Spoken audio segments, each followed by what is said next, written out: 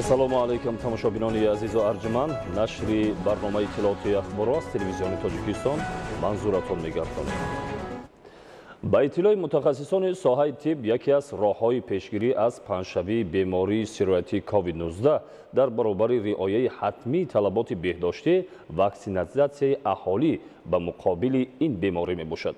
ҳукумати ҷумҳурии Тоҷикистон дар самти мубориза ва пешгирӣ аз бемории сироятии коронавирус ва таъмини аҳолӣ бо ваксина тадбирҳои заруриро амалӣ намуд. дар саросари мамлакат шурӯъ аз 22 март гузарониндани иммунизатсия бар зидди бемории сироятии COVID-19 оғоз гардид. тибқи муқаррарот имрӯзҳо шахсони аз 18 сола боло ба истиснои занони ҳомила иммунизатсия карда мешаванд. гузориши хабарнигорони мо. ваксинагузаронӣ яке аз тадбирҳои муҳим ва саривақтии давлат ва ҳукумати ҷумҳурии Тоҷикистон дар самти мубориза ва пешгирии зиёдшавии бемории сироятии COVID-19 ба ҳисоб меравад. бо мақсади таъмин намудани амнияти санитариву эпидемиологии аҳолии мамлакат, пешгирии панҷшавии сирояти нави коронавирус дар саросари ҷумҳурӣ 22 марти соли 2021 қарори ҳукумати ҷумҳурии Тоҷикистон дар бораи гузарондани иммунизатсия бар зидди бемории сироятии COVID-19 дар ҷумҳурии Тоҷикистон тасдиқ гардида, тибқи муқаррарот шахсони аз 18 боло бо истиснои занони ҳомиладор ҳамаи табақаҳои аҳолӣ марҳила ба марҳила иммунизатсия карда мешаванд. мувофиқи таъинот, ваксинаҳо тавассути мутобиқат ва омода сохтани организми инсон ба муҳофизати табиӣ ва низоми масъуният кор мекунад. вирусҳо ва бактерияҳои мавриди ҳадафро ташхис менамояд ва муқобили онҳо мубориза мебарад. гузарондани ваксина ягон монеъии ҷиддӣ надорад ва ҳамон давлатҳое ки худ ба монанди Австрия, Эстония, Литва, Латвия, ҳамин Дания, Исландия, Италия, Болгария, Люмира, Таиланд ҳамон давра чизе ки ман обар кардам дар як муқадар 7 фавт ба ҳамон ба хайр гирифта шуда, баъдан то 11 нафар фавт расидагӣ буд. ин ҳолатҳо исбот шуд ки баъди гузарондани экспертизаи тиббӣ маълум гардид ки ҳолатҳои фавте ки дар баъди гузарондани ваксини AstraZeneca ба вуқӯъ омаданд, ин ҳолатҳо бевосита вобастагӣ доштанд ба худи бемориҳои ҳамратифӣ ки ҳамон бемориҳо доштанд, алахсус бемориҳои гемофилия, бемориҳои хун. айни ҳол ягон монеагӣ нисбати гузарондани ваксини AstraZeneca нест. ман бисёр эҳтиромона хоҳиш мекардам аз мардуми шарифи Тоҷикистон ки ҳарчи бештар, ҳарчи зудтар мо бояд ки аз ваксинатсияи зидди бемории COVID-19 гузарем, ба хотире ки дар ҳолати хуруҷи беморӣ яъне метавонад ки ана ҳамин хуруҷро шахсоне ки бевосита ваксина гирифтанд эмин бошанд. дар ҳолати як қисме ки дучор мешавад ба ин беморӣ баъди гирифтани хоҳ ҳамин ваксина ҳам метавонад ки худи ҳамин бемориро беориза гузаронад.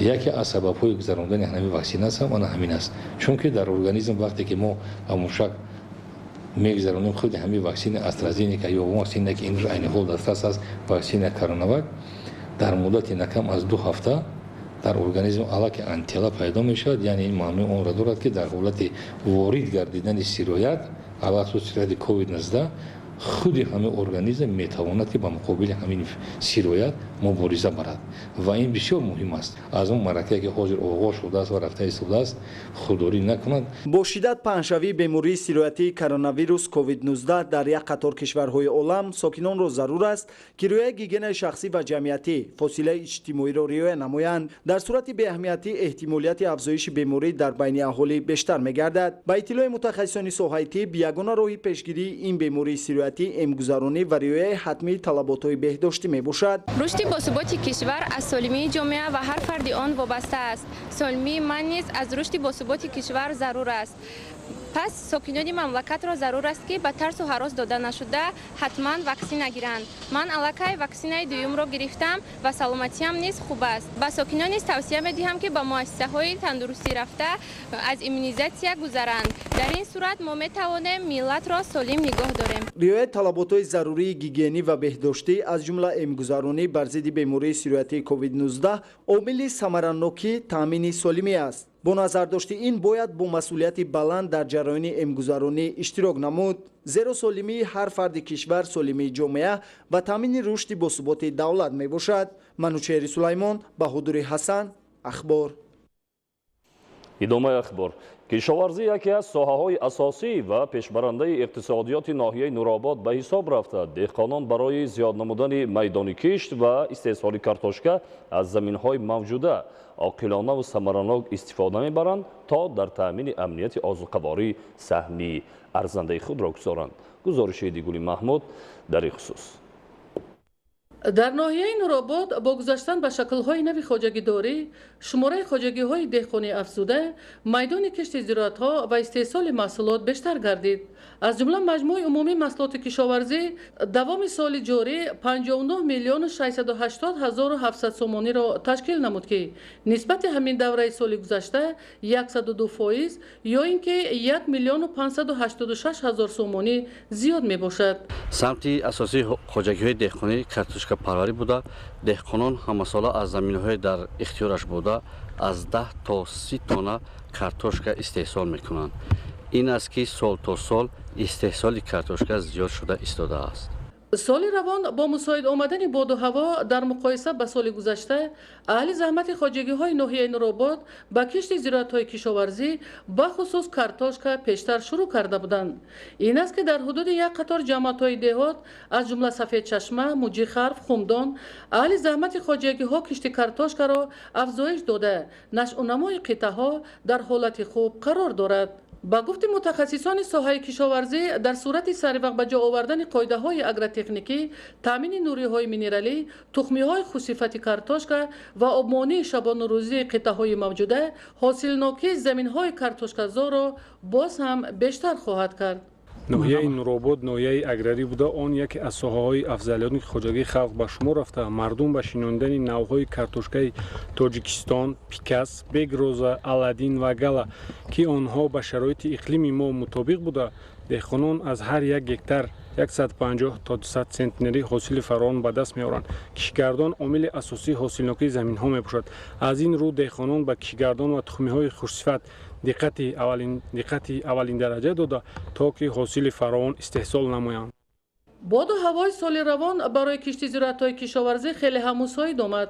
аз ин рӯ аҳли заҳмати хоҷагиҳо аз заминҳои дар ихтиёрашон буда оқилонаву самаранок истифода бурда, майдони кишти зироатҳоро дар қиёс ба соли гузашта боз ҳам зиёд карданд. соли гузашта дар майдони 20 гектар картошка корида будем. аслан зиндагӣ мо аз ҳисоби ҳамин картошка парварӣ аст. ин сол иқдом гирифтем ки буд кишти картошкамонро зиёдтар кунем, то ки ба бозори дохилаи худи ноҳия ин шаҳри Душанбе таъмин карда битунем. мардуми ноҳияи нуробод дар партави ҳидоятҳои президенти ҷумҳурии Тоҷикистон, пешвои миллат муҳтарам Эмомалӣ Раҳмон аз ҳар як порча замине дар ихтиёрашон буда самаранок истифода мебаранд, то ҳосили фаровони картошка, ғалла, мева ва дигар намуди маҳсулоти зарурияшонро истеҳсол намоянд. дар ин радиф истифодаи оқилонаи заминҳои назди ҳавлигӣ ва президентӣ боиси фаровонии маҳсулоти ҳар як хонаводаи мардуми кӯҳистон шудааст. участкаи назди ҳавлигӣ мо 30 сотиқа ташкил медиҳад. аз 30 сотиқ 15 сотиқаш картошка коридагӣ, бақияи замини боқимонда зироатҳои лӯбиёгӣ, каду, ҷавҳарӣ, балгару пиёзу гашнича зироатҳое ки дар хоҷагӣ истифода бурда мешавад, корида шудагӣ аст. агар деҳқони асил аз сари сиқл меҳнат намуда аз участкаҳои назди ҳавлигӣ мувофиқи супориши ҷаноби олӣ ки 1 метр замини я сарфакорона истифода барад, хоҷагиша хӯронда ва пӯшонда метавонад ва бо бозори иқтисодӣ бароварда метавонад. иқлими маҳал ва шароити ноҳияи нуробод барои рушди соҳаи кишоварзӣ хеле ҳам созгор буда. ҳамасола бо дастгирии ҳукумати ҷумҳурии Тоҷикистон тадбирҳои зарурӣ роҳандозӣ мегардад, то бадин васила майдони кишту истеҳсоли маҳсулоти маҳаллӣ аз ҷумла картошка ва ғалла марҳила ба марҳила афзояд. Идигули Маҳмуд, Додарҷони Мирзозода, барои барномаи ахбор аз ноҳияи нуробод. тадбирҳои омодагӣ ба истиқболи ҷашни 30-солагии истиқболи давлатии ҷумҳурии Тоҷикистон дар ноҳияи ба номи Носири Хусрав вусъати бештар пайдо мекунад. То имрӯз 98% иншооти ба нақша гирифта шуда мавриди баҳрабардорӣ қарор дода шуда дар рӯзҳои гиромидошт аз ин санаҳои таърихӣ майдони парчам ва нишони давлатӣ, бозори марказӣ ва дигар иншооти маишиву хизматрасонӣ ба истифода дода мешавад. гузориши Абдурозиқи Азиз ва Зубайдуллои Қодир аз ноҳияи Носири Хусрав. мутобиқ ба амри президенти ҷумҳурии Тоҷикистон муҳтарам Эмомалӣ Раҳмон дар робита ба гиромидошти сатҳи баланд аз 30-солагии истиқлоли давлатӣ, мақомоти иҷроияи ҳокимияти давлатии ноҳияи ба номи Носири Хусрав нақшачорабиниҳо таъсис дода дар ҳамин замина ҳадафҳои ободкоронаро мавриди татбиқ қарор доданд. мунфаршкунии бештар аз 5 километр роҳҳои солҳо боз харобу валангори ин ноҳияи офтобӣ, равшаннамоии шоҳроҳи асосӣ, анҷоми тадбирҳои сабзу хӯрамгардонӣ, насби шиору навиштаҷоти таҷассумгари ваҳдату якдигарфаҳмӣ ва санаҳои хотирмони миллат аз тасмимҳои ободонӣ ба ифтихори ин санаҳои бузурги миллӣ арзёбӣ мешаванд. То ин муддат 98% иншооти ба нақша гирифташуда мавриди баҳрабардорӣ қарор гирифта, акнун то рӯзҳои истиқболи ҷашн боз бештар аз 15 адад иншооти дигарро сохта ба истифода медиҳанд. бо дастгирии мақомоти иҷроияи ҳокимияти давлатии ноҳияи ба номи Носири Хусрав дар маркази ноҳия майдони парчам ва нишони давлатиро бунёд карданд, ки дар назар аст ибтидои моҳи сентябри соли равон ба як гулгашту мавзеи писандидаи сокинони ноҳия табдил ёбад. бунёди муҷассамаи Носири Хусрав ва таҷдиди қасри фарҳанг бо маром ҷараён дорад. дар ободонии ноҳияи мазкур соҳибкорони бо нангу номус ҳиссаи арзанда мегузоранд. бахшида ба ҷашни 30-солагии истиқлоли давлатӣ дар ноҳияи Носири Хусрав 85 иншоот ба нақша гирифта шуда буд. то ин давра мо нақшаро ба аҷзои ҷудо кардем, 108 иншоот ба истифода додем ва ба ғайр аз ин 100 иншоот истифода дошта бо дар 28 иншоот дигар сохтмон рафта истодааст. боварӣ дорем, ки то ҷашни 30-солагии истиқлолият ҳама иншоотро ба истифода дода мебатан дар кори ободонӣ давом медиҳем. солҳои тӯлонӣ аниқтараш аз давраи таъсисёбӣ то ба имрӯз ноҳияи ба номи Носири Хусрав бозор ва ё худ макони тиҷорати асосӣ надошт. акнун бо дастгирии мақомоти иҷроияи ҳокимияти давлатии ноҳия ва соҳибкорони ватанӣ дар масоҳати қариб 1 гектар бозори замонавӣ бунёд намуданд. бо мавриди баҳрабардорӣ қарор гирифтани маркази бузурги тиҷорат мушкилоти сокинони ноҳия бартараф хоҳад шуд, зеро барои харидорӣ кардани маводи озуқа ва оддитарин анвои ғизоии сокинони ноҳия ба бозорҳои ноҳияи шаҳри Тус мераванд. дар сатҳи ҷамъиятҳои маҳал низ раванди иқдомҳои ободонӣ хуб ба назар расид. дар доираи нақшаи тасдиқ гардида дар ҳама рӯстаҳои ноҳия ошхона, марказҳои тиҷоратии савдо, ҳаммом, сартарошхона ва майдончаҳои варзишӣ бунёд карданд. танҳо дар ҳудуди деҳоти Истиқлол 8 иншоот дар арафаи анҷомёбӣ қарор дорад, ки рӯзҳои Истиқбол аз ин санаҳои фархунда мавриди баҳрабардорӣ қарор мегиранд. 30-солаги истиқлоли ҷумҳурии Тоҷикистон мо иқтидом гирифтем, ки ҳамҷа як дорифурӯшӣ, мағозаи рӯзғор ва як ошхона, дуюм ошхона барои тӯи ҷашн маросимҳо вай мешавад. бо оянда ба сар кор дорем, ки дигар иншооте созем. дар назар аст, ки то интиҳои моҳи август иншооти мазкур пурра ба анҷом расида ба истифода супурда мешаванд. дар доираи солҳои рушди деҳот, сайёҳӣ ва ҳунарҳои мардумӣ, қомат афрохтани ҳамин гуна бинову иншооти ифтихорӣ далели бебаҳси амалӣ гардидани сиёсати ободкоронаи сарвари давлати Тоҷикистон дар як гӯшаи дурдасти ватан арзёбӣ мешавад. Абдурозиқи Азиз, Зубайдуллои Қодир, ноҳияи ба номи Носири Хусрав, ахбор. ба истиқболи сазовори ҷашни 30-солагии истиқлоли давлатӣ дар шаҳри Истаравшан наздики 480 иншоот пас аз бунёду таъмири комил мавриди истифода қарор дода мешавад. дар ин баробар бо иқдоми соҳибкорон сохтмони биноҳои бисёрошёнаи истиқоматӣ бо ҷойгиркунонии марказҳои савдо ва таваққуфгоҳҳои нақлиётӣ дар ошиёнаҳои аввал идома дорад. гузориши Мазбут Бобозода аз шаҳри Истаравшан. استقلالیت دولتی جمهوری تاجیکستان و دستگیری و غمخوری‌های پیوسته پرزیدنت مملکت محترم امامعلی رحمان امکان فراهم آورد که صاحبکاری خصوصی در ساحت ساختمان و بنیاد و تعمیر کامل انشاءات اجتماعی نیز روی رشد و انکشاف نهاد.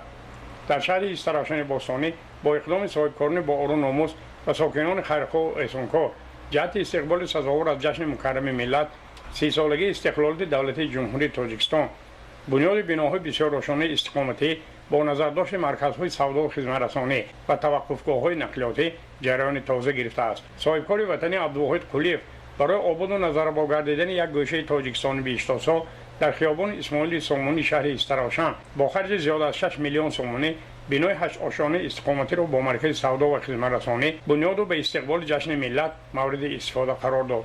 امروز در تخانه این بنای زیبا و نظرآباد تجدید تالار معاصر ورزشی با خرج زیاد از 2 میلیون سومانی در یک جایگی با صاحبکار دیگر موفق شهر استراشان علاوالدین کلانوف با مرام ادامه دارد که در تاجیکستان کم نظیر است. در پهلوی انشاءات 8 آشیانه با اقدام عبدالواحد قلیف بنیاد انشاءات 10 آشیانه با جوش خروش ادامه یافته شده است که ارزش لایحه‌ایش 8 میلیون سومانی را تشکیل داده از 7 جوره 1، 2 و 3 خانگی زیبا عبارت خواهد بود. دستگیری‌های اساسگذار صلح و وحدت ملی پرزیدنت جمهور امامالله رحمان با ما امکانیت داد که ما در رشد تاجیکستان سهم گذاریم. ما یک بنای 8 آشیانه را سپردیم، حاضر باز یک بنای 10 آشیانه ساخته ایستاده‌ایم. برخوردار از دستگیری و غمخوری‌های پیوسته رهبریت عالی مملکت به استقبال جشن فرخنده 30 سالگی استقلالیت دولتی جمهوری تاجیکستان، بنای نوخوشانه استقامتی زیبا و نظرآباد را با فراگیری مرکزهای سودا، داروخانه، توقفگاه نقلیات و دیگر انفراستراکچورها در مرکز شهر استراشان بنیاد و مورد استفاده قرار داده 10 نفر ساکنان را با کار دائمی تامین گردانید. امروز با اقدام این صاحبکار ورزیده در خیابان به نام اسماعیل سومانی مرکز شهر ساختمان بنای استقامتی 12 آشیانه با اوج تازه ادامه دارد.